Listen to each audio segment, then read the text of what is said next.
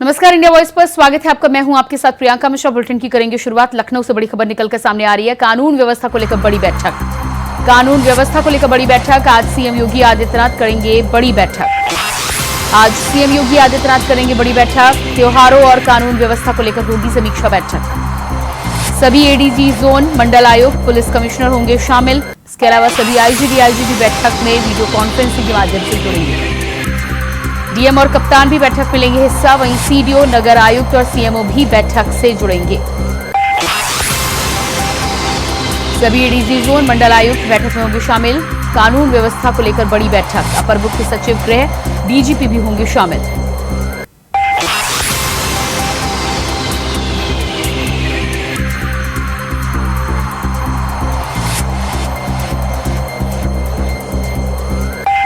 त्योहारों और कानून व्यवस्था को लेकर होगी समीक्षा बैठक।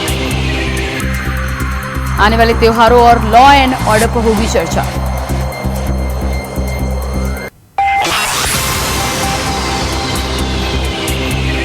सभी आईजी डीआईजी बैठक में वीडियो कॉन्फ्रेंसिंग के माध्यम से जुड़ेंगे। डीएम और कप्तान भी बैठक में होंगे शामिल।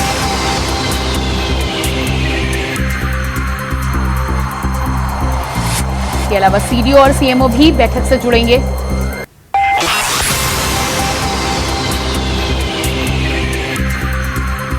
अपर मुख्य सचिव गृह और डीजीपी भी बैठक का होंगे हिस्सा।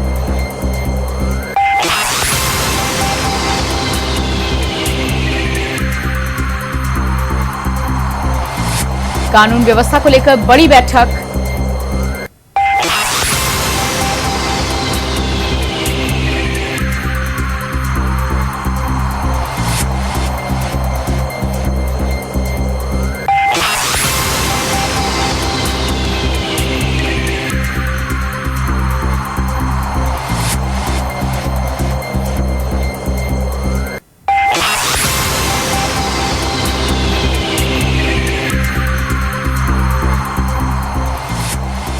और इसी खबर पर लखनऊ से संवाददाता चंदन वर्मा फोन लाइन पर जुड़ चुके हैं। जी चंदन, जिस तरह से मुख्यमंत्री योगी आदित्यनाथ आज सुरक्षा को लेकर बड़ी बैठक करने वाले हैं, कौन कौन इस बैठक में हिस्सा लेगा? इसके अलावा किन किन बिंदुओं पर चर्चा की जा सकती है? बिल्कुल, देखिए, मुख्यमंत्री योगी आदित्यनाथ एक बड़ी बैठक करने जा रहे हैं। बैठक में तमाम तरह के जो मंत्री हैं, दोनों डिप्टी सीएम मौजूद रहेंगे और साथ ही साथ जो और कई मंत्री हैं वो रहेंगे, साथ ही साथ कई और अधिकारी रहेंगे। हालांकि सुरक्षा व्यवस्था को लेकर तमाम तरह के जिस तरह के योगी आदित्यनाथ लगातार दिशा निर्देश जारी कर रहे हैं, ऐसे में आज ये जो बैठक होने जा रही है काफी बड़ी बैठक मानी जा रही है। हालांकि किन किन बिंदुओं पर चर्चा होती है, हालांकि उसके बाद ही तस्वीरें साफ हो पाएंगी। हालांकि कई ऐसे मामले देखने को मिले थे जब मुख्यमंत्री योगी आदित्यनाथ दौरे पर थे, जब जनसभाएं किया था, वहां की जो जनता थी, जनता से जब वो मुलाकात किए थे तो कई चीजें उनको मिली थी। तो उसके बाद पहले उन्होंने अधिकारियों की बैठक किया था, उसके बाद मंत्रियों के लिए था, और आज जिस तरह से बैठक हो रही है ये काफी बड़ी बैठक मानी जा रही है। जी बिल्कुल, तो बड़ी बैठक मानी जा रही है। बड़ी बैठक में लेकर जिस तरह से जानकारी मिल रही है कि आने वाले त्योहार और लॉ एंड ऑर्डर को लेकर चर्चा की जाएगी। त्योहारों के साथ ही साथ लॉ एंड ऑर्डर में क्या बदलाव भी देखने को मिल सकते हैं? बिल्कुल, देखिए, अभी बकरा ईद का त्योहार आने वाला है, उसको लेकर तमाम तरह के जो लॉ एंड ऑर्डर है उसको लेकर मुख्यमंत्री योगी आदित्यनाथ एक बड़ी बैठक करने जा रहे हैं। और बैठक में जिस तरह से लॉ एंड ऑर्डर अभी तक जो देखा गया है, लॉ एंड ऑर्डर काफी मेंटेन रहा है पूरे उत्तर प्रदेश का।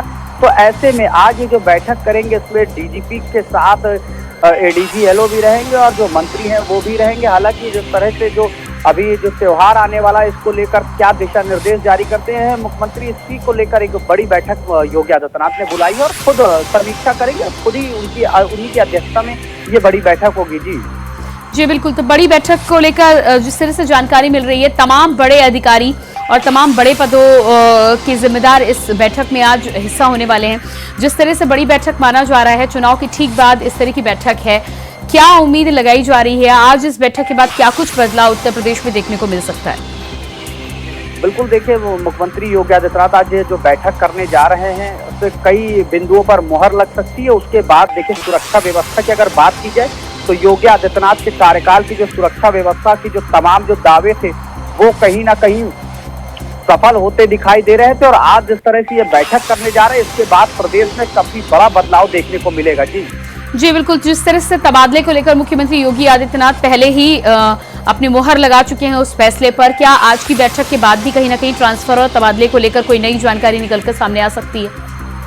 बिल्कुल देखिए, तबादला नीति जो है वो पूरी तरह से लागू हो चुकी है और अभी हाल ही में जिस तरह से जो शासन के द्वारा एक लेटर जारी हुआ था उसके बाद ये नीति, तबादला नीति भी जारी हुई है। और साथ ही साथ जो प्रदेश के कई जो आईपीएस अधिकारी हैं, पीपीएस अधिकारी हैं, उनके जो तबादले होने हैं उसको लेकर तमाम जो चीजें हैं उसी पर आज चर्चा हो रही है और उन सब बिंदुओं पर आज मुहर लगनी है। और योगी आदित्यनाथ खुद ये बड़ी बैठक कर रहे हैं, उसमें तमाम तरह के जो मंत्री हैं, जो अधिकारी हैं, वो उसमें मौजूद रहेंगे और किन किन बिंदुओं पर चर्चा होती है और क्या बदलाव देखने को मिलता है, ये देखिए तभी तस्वीरें साफ हो पाएंगी जब बैठक होगी और उसके बाद जब बातचीत होगी तब पता चल पाएगा। जी बिल्कुल, तो बैठक में बड़ी बैठक हो रही है, बड़े अधिकारियों के साथ बैठक हो रही है। इसके अलावा अयोध्या को लेकर पहले ही जानकारी जो सामने आ चुकी है, एनएसजी का हब वहां पर बनाया जाएगा, उसको लेकर क्या कुछ जानकारी है? क्या आज की बैठक में भी कोई खास फैसला अयोध्या को लेकर सामने आ सकता है?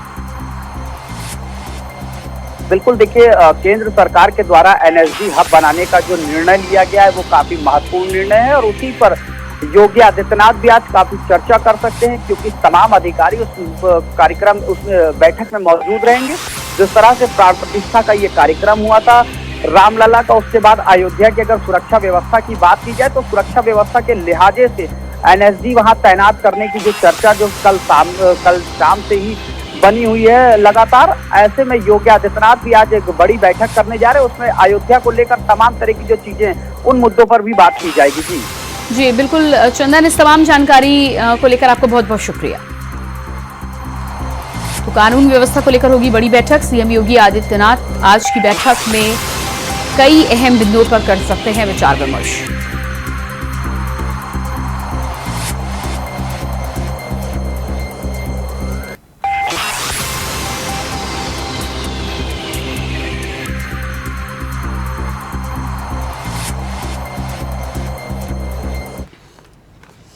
और उसके बाद सूत्रों के हवाले से खबर निकल कर सामने आ रही है, रायबरेली सीट अपने पास रखेंगे राहुल गांधी, वायनाड सीट छोड़ सकते हैं राहुल गांधी। वायनाड से प्रियंका गांधी बनाई जा सकती है उम्मीदवार। तो कांग्रेस की तरफ से राहुल गांधी को फैसला लेना था, सूत्रों के हवाले से जानकारी निकल कर सामने आ रही है। रायबरेली और वायनाड की सीट में से एक सीट को छोड़ना था, इसको लेकर राहुल गांधी का पहले भी बयान आया था कि यदि उनके पास ऑप्शन होता तो वो दोनों सीटों को अपने पास रखते, लेकिन जिस तरह से रायबरेली और वायनाड में से किसी एक को चुना था, ऐसे में रायबरेली सीट का चुनाव किया है राहुल गांधी ने। तो राहुल गांधी अगर 14 दिन के अंदर वायनाड या रायबरेली में से कोई एक सीट नहीं छोड़ते हैं तो फिर क्या होगा?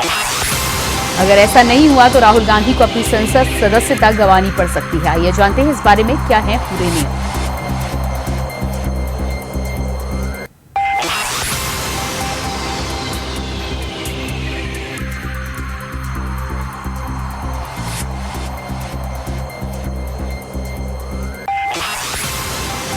तो आपको बताते हैं कि क्या कहते हैं नियम। संवैधानिक नियम के मुताबिक अगर कोई विधायक लोकसभा का चुनाव लड़ता है और जीतता है या फिर कोई उम्मीदवार 2 सीटों से चुनाव जीतता है तो उसे चुने जाने की तिथि से 14 दिनों के भीतर एक सदन की सदस्यता छोड़नी होती है। आपको बता दें कि संविधान के अनुच्छेद 101 में जन प्रतिनिधित्व अधिनियम 1951 की धारा 68 में साफ तौर पर इस बात का उल्लेख है। लोकसभा चुनाव 2024 के परिणाम जारी हुए करीब 8 दिन बीत चुके हैं, लेकिन राहुल गांधी ने अब तक इस बात का फैसला नहीं किया है कि वायनाड या रायबरेली में से कौन सी एक सीट छोड़ेंगे और अगर ऐसा नहीं होता है तो उनकी संसद की सदस्यता चली जाएगी।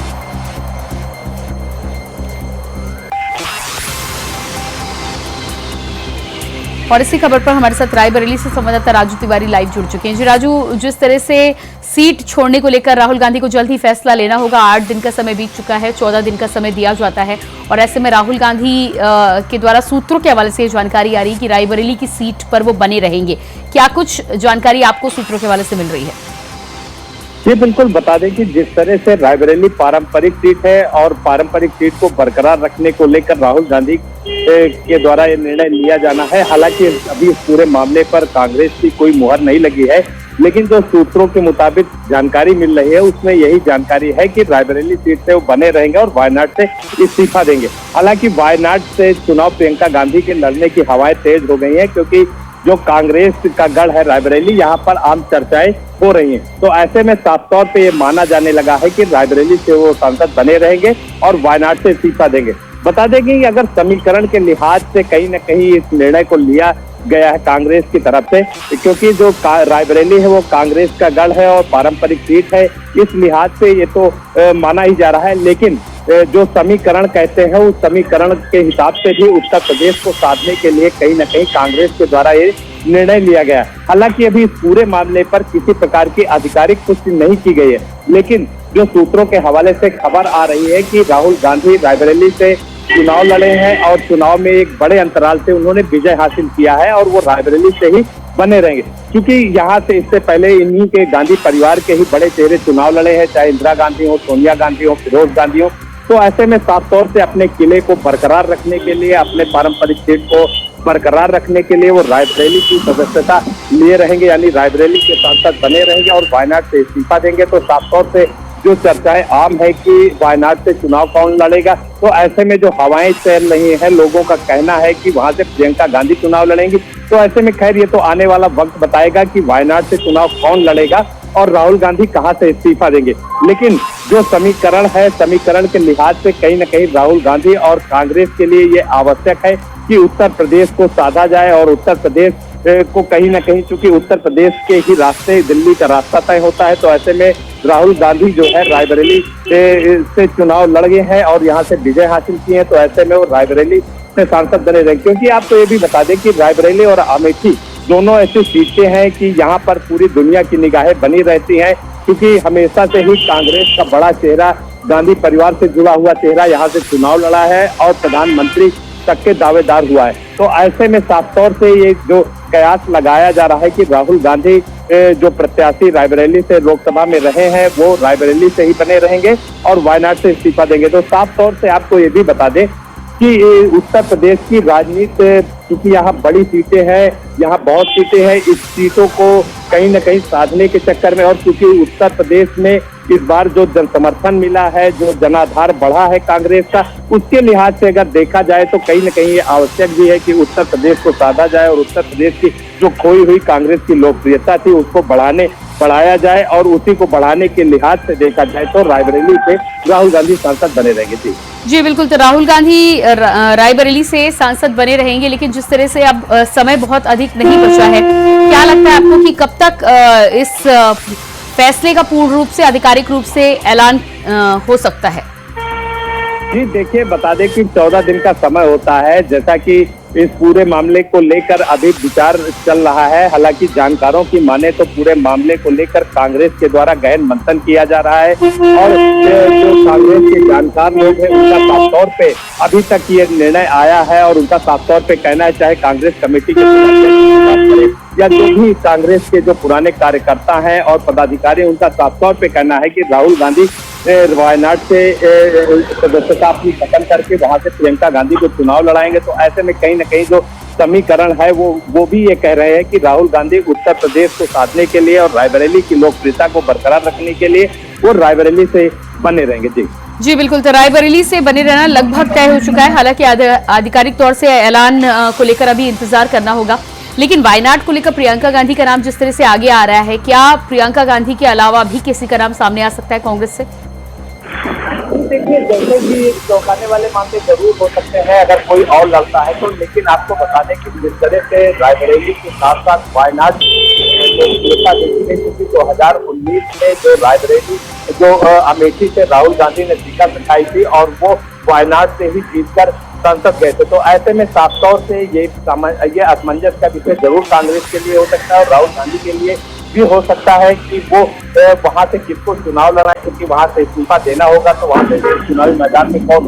तो ऐसे में कहीं ना कहीं वहां की लोकप्रियता बरकरार रखनी होगी और इसके लिहाज से वो वहां से गांधी परिवार का ही चेहरा यानी प्रियंका गांधी को जुझारू एक टीम लीडर कही जाती है कांग्रेस की, क्योंकि उन्होंने ही रायबरेली और अमेठी दोनों जगह की जो बागडोर थी चुनावी दौर में वो संभाल कर रखी थी और अपने हाथों में लिया था। तो यहाँ पर वो डायरेक्ट के रूप में काम की थी और उनकी भी अगर लोकप्रियता की बात करें तो लोकप्रियता जो प्रियंका गांधी है उनकी भी बहुत ज्यादा है, क्योंकि जो देखने को मिला रायबरेली और अमेठी में, क्योंकि अमेठी 2019 में वो हार चुके थे राहुल गांधी और उनके सामने जो भारतीय जनता पार्टी के केंद्रीय मंत्री स्मृति ईरानी चुनाव जीती थी। तो इसके बाद कहीं ना कहीं ये संशय जरूर बना था कि यहाँ की का जो खोया हुआ किला है, जो खोया हुआ जनाधार है, उसको क्या कांग्रेस फिर से वापस ले पाएगी या नहीं। हालांकि 2024 में के.एल. शर्मा को वहां से चुनाव लड़ाया गया और प्रियंका गांधी ने चुनावी बागडोर अपने हाथ में लेकर चुनावी मैदान में आई और प्रचार किया। उन्होंने अपने भाई राहुल गांधी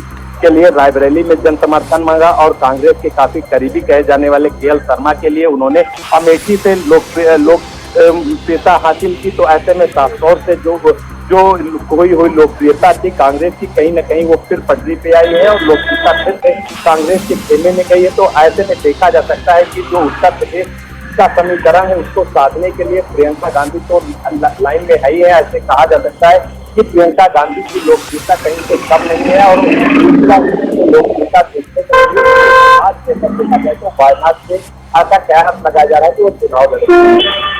जी बिल्कुल, तो चुनाव लड़ने को लेकर जिस तरह से राहुल गांधी ने भी खुले मन से रायबरेली में ही इस बात का ऐलान किया था कि अगर वाराणसी से प्रियंका लड़ती तो जीत जाती, क्या इससे कहीं ना कहीं इशारा भी समझा जाए कि आगे आने वाले समय में सक्रिय राजनीति के तौर पर चुनावी मैदान में उतरेंगी प्रियंका गांधी? जी देखिए, अगर देखा जाए तो जिस तरह से पूर्णतः जो है प्रियंका गांधी वो राजनीति में दिलचस्प ले रही है और लगातार लोगों के बीच में जा रही है और कांग्रेस को कहीं न कहीं पूरी तरह से चिल्ले उठाने का काम कर रही है। जो खोया हुआ जनाधार है उसको वापस लाने का काम कर रही है। तो ऐसे में साफ तौर से कांग्रेस की तरफ से इशारा जरूर है और प्रियंका गांधी के द्वारा हालांकि पूरे मामले की पुष्टि नहीं की गई है, ना ही कांग्रेस के द्वारा पूरे मामले को पुष्टि किया गया है, लेकिन साफ तौर से इन इशारों के द्वारा ये समझा जा सकता है कि राजनीतिक भूमिका में प्रियंका गांधी जल्द ही आएगी और वो कहीं न कहीं। राजू, इस तमाम जानकारी के लिए बहुत शुक्रिया आपका। और बुलेटिन में फिलहाल रुकते एक छोटे से ब्रेक के लिए, फौरन वापस लौटते हैं। ब्रेक के बाद बात करेंगे अगली खबर को लेकर। लखनऊ से अगली खबर सामने आ रही है। नए बिजली कनेक्शन पर बड़ा फैसला, तय समय के अंदर देना होगा बिजली कनेक्शन। नगर निगम क्षेत्र में 3 दिन के अंदर देना होगा कनेक्शन। नगर पालिका क्षेत्र में 7 दिन के अंदर देना होगा बिजली कनेक्शन। वहीं ग्रामीण इलाकों में 15 दिन के अंदर देना होगा बिजली का कनेक्शन। तय वक्त में कनेक्शन नहीं देने पर होगी कार्रवाई। पावर कॉर्पोरेशन के एमडी पंकज कुमार ने जारी किया आदेश। तो अलग अलग क्षेत्रों में तय समय के अंदर बिजली कनेक्शन नहीं देने पर विभाग के द्वारा कार्रवाई की जाएगी। नगर पालिका क्षेत्र में 7 दिनों के अंदर व ग्रामीण इलाकों में 15 दिन के अंदर बिजली कनेक्शन एप्लीकेशन देने के बाद अनिवार्य होगा देना। पावर कॉर्पोरेशन के एमडी पंकज कुमार ने जारी किया आदेश। और इसी खबर पर हमारे साथ लखनऊ से संवाददाता चंदन वर्मा फोन लाइन पर जुड़ चुके हैं। जी चंदन, बिजली विभाग की तरफ से जो नया आदेश जारी किया गया है उसमें नियत टाइम लिमिट निर्धारित किया गया है बिजली कनेक्शन को लेकर और अलग अलग जगहों को लेकर टाइम सेट किया गया है। इस बीच में अगर कनेक्शन नहीं मिलता है तो उसका खामियाजा विभाग को भुगतना पड़ेगा। क्या कुछ पूरी जानकारी और कब से लागू होंगे ये आदेश?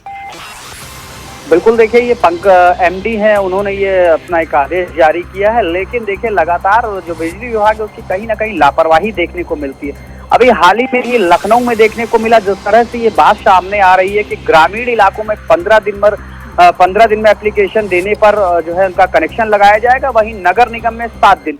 तो ऐसे में तमाम तरह की जो शिकायतें थी वो कहीं ना कहीं मंत्री जो ए.के. शर्मा मंत्री हैं, ऊर्जा मंत्री हैं, उनके पास शिकायत गई थी। उसके बाद ये एक बड़ा निर्देश जारी किया गया और इस निर्देश का कितना पालन होता अब ये देखने वाली बात होगी। हालांकि जो बिजली विभाग है उसकी लापरवाही कई बार देखने को मिली है, जिसके बाद ये आदेश जारी हुआ है। तो अब ये देखना बड़ी बात होगी कि किस तरह का ये आदेश और आदेश का कितना पालन करता है। हालांकि जो विभाग है, विभाग आदेश तो सुन लेता है, लेकिन उसका पालन कितना होता है ये देखने वाली बात होगी।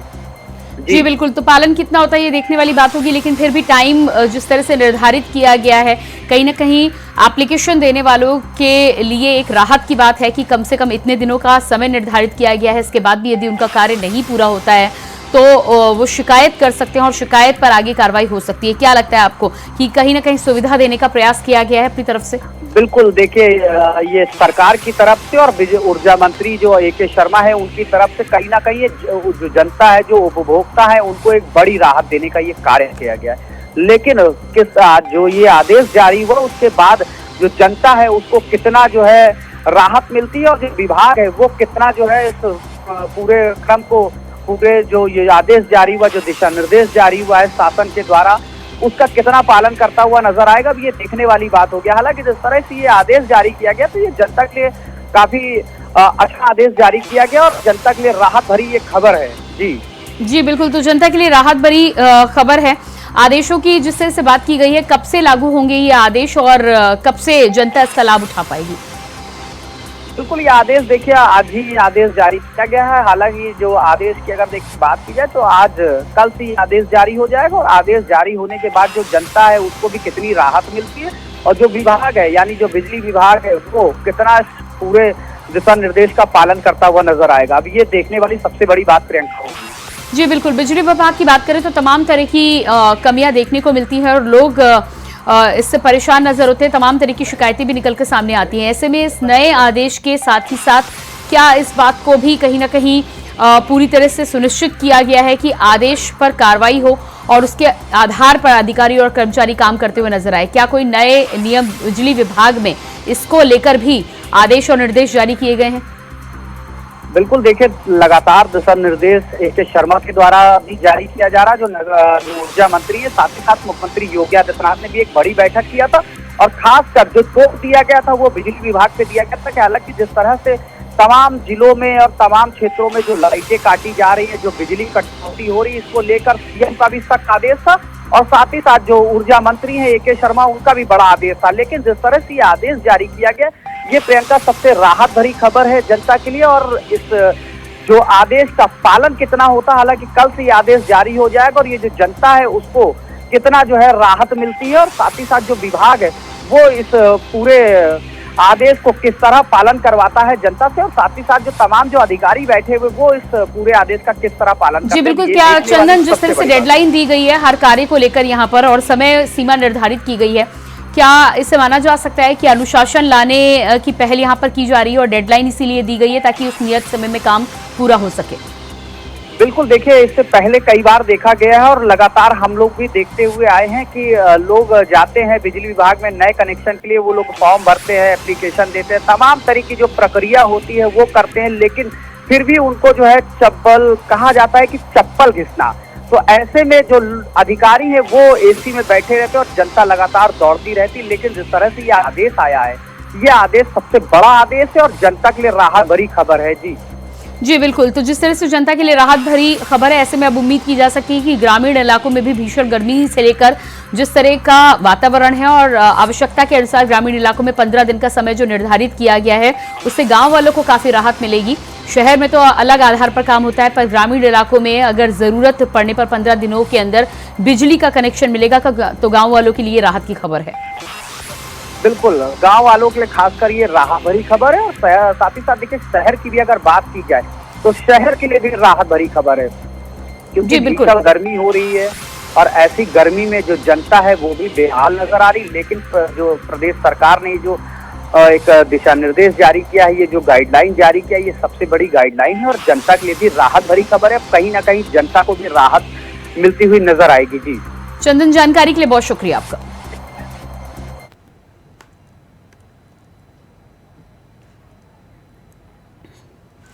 बलौदाबाजार से बड़ी खबर सामने आ रही है। तेजी से रेस्टोरेशन का काम जारी, 24 घंटे के रोटेशन में लगाई गई है अधिकारियों की ड्यूटी। इसके अलावा संयुक्त जिला कार्यालय जलकर हो गया था खाक। रात में मजदूरों की संख्या बढ़ाने के दिए गए निर्देश। इसके अलावा होमगार्ड के जवान भी सुरक्षा में तैनात। तो बलौदाबाजार में हुई बड़ी घटना के बाद एक बार फिर से कलेक्ट्रेट को रेस्टोर करने का काम की शुरुआत हो चुकी है। रेस्टोरेशन के काम को दिन रात किया जा रहा है। ऐसे में 24 घंटे रोटेशन में अधिकारियों की ड्यूटी लगाई गई है और सुरक्षा के मद्देनजर होमगार्ड की तैनाती दिन रात की गई है।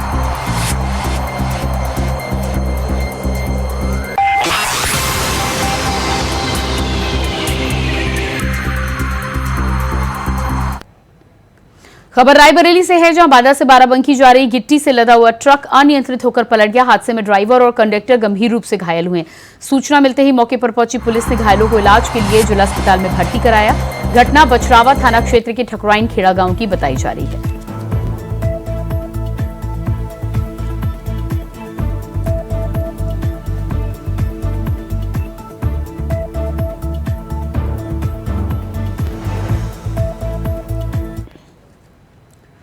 और इसी के साथ फिलहाल इस बुलेटिन में इतना ही। खबरों के लिए बने रहिए इंडिया वॉइस के साथ। नमस्कार।